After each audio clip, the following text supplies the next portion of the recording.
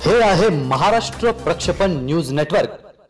बातमी सोबतच सामाजिक, शैक्षणिक आणि मनोरंजनाचं महान नेटवर्क।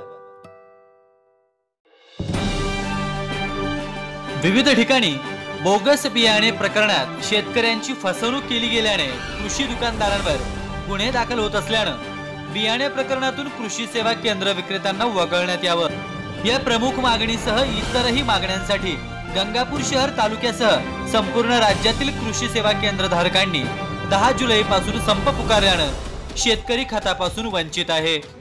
बळीराजाचा सध्या पेरणीचा हंगाम चालू आहे।